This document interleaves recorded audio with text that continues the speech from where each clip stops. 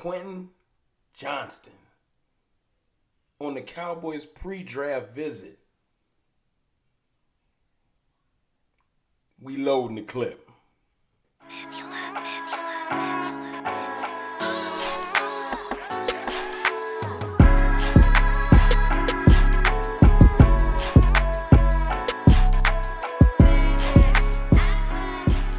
Good people, it's your boy Mr. Rome, Cowboys fan talk, right back like I never left. What's up with y'all, man? Happy Friday. Listen, it's Friday.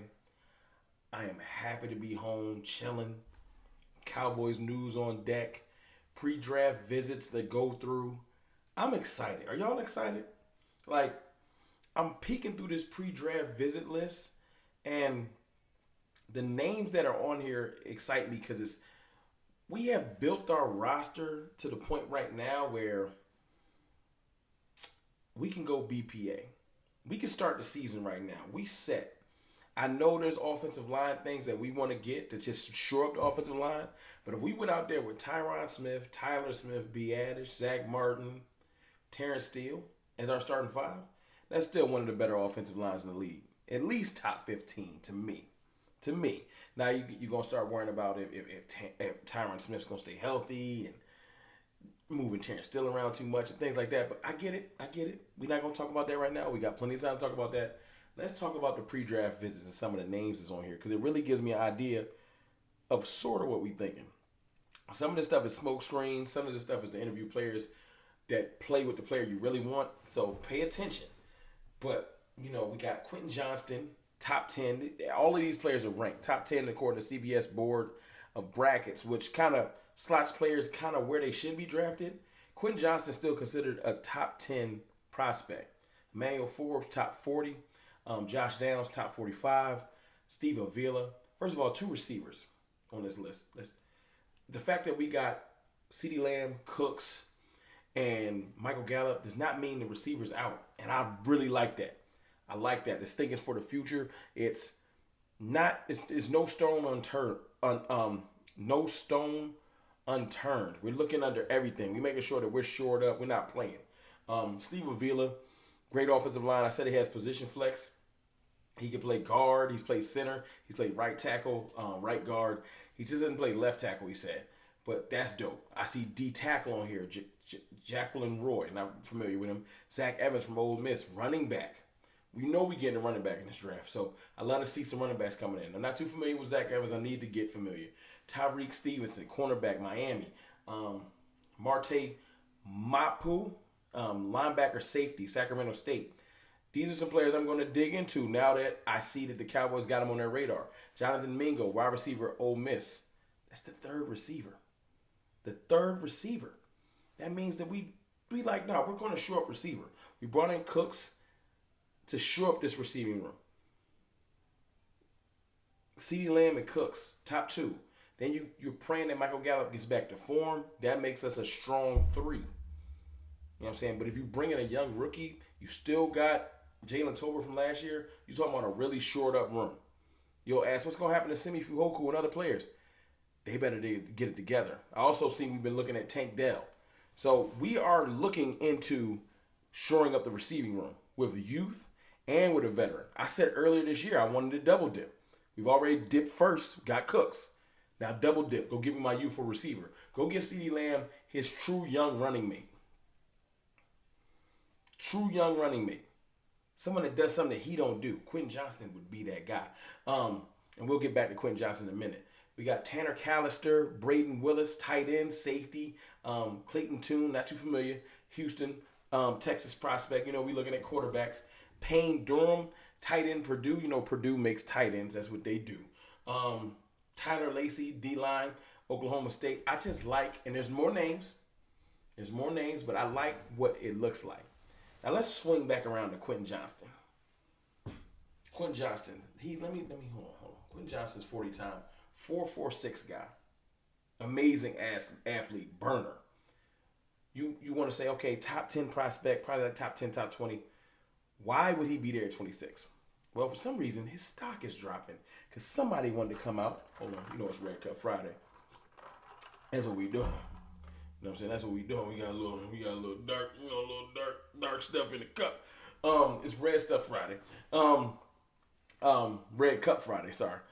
Dark brown liquor in the Red Cup Friday. Quentin Johnston, 4'4" athlete. Why would he drop? 6'4", 212. Like a specimen. Why would he drop in the draft? Well, they're saying that he doesn't like to catch with his hands. He body catches. And it's kind of just decreased his stock so crazy that he might be there at 26. He just might. You got Zay Flowers with higher stock than him. You got my man from Ohio State. I forgot his name right now. Njigma. That's higher than him. And his other receiver, Josh Downs, is getting more props than him, and we got him on the list too.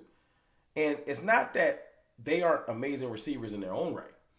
It's that Johnston's just kind of falling out of favor. He will be now. Will he be there at 58? No. Someone's going to grab him. It's a receiving league. People need weapons. There's no way in the world. But do I think that somebody will take one or two other receivers? There'll be a run on the D tackle, tight end, stuff like that, and Johnston might be on the board right there. Now, he'll probably be on the board when we got Avila on the board. Dewan Jones might be on the board. And then you got to start thinking, ooh, do I make my offensive line completely dominant? Or do I show up in a league where weaponry is at a premium?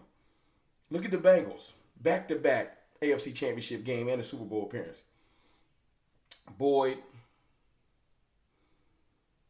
Jamar Chase. T. Higgins.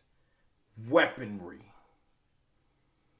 Well, if we got a chance to shore up our receiving core to where it's undoubtedly one of the best in the NFC, in a weakened NFC, you do it. You make it so hard to cover all of our weapons that you just frustrated. And with this type of defense, you run up the score and you just let the defense eat. I'm telling you, Quentin Johnston could be that piece. As much as Avila would be great for this line. Right? As much as Dewan Jones will be great for this line, and we will have discussions about that. You can't just pencil yourself in like, we're taking a guard, we're taking a tackle. You can't. Quentin Johnston would be that game changer.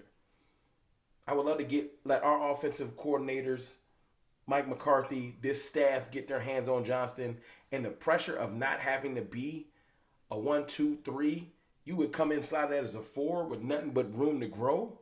Oh, he would ball. He would ball. Y'all let me know what y'all think in the comments, man. Quentin Johnston to the Cowboys. 26. I like that. I like it. I do. You can't tell. Listen, premium. A top 10 caliber on the CBS rankings? Oh, I like that. Now, let's talk about one more thing before I go, man.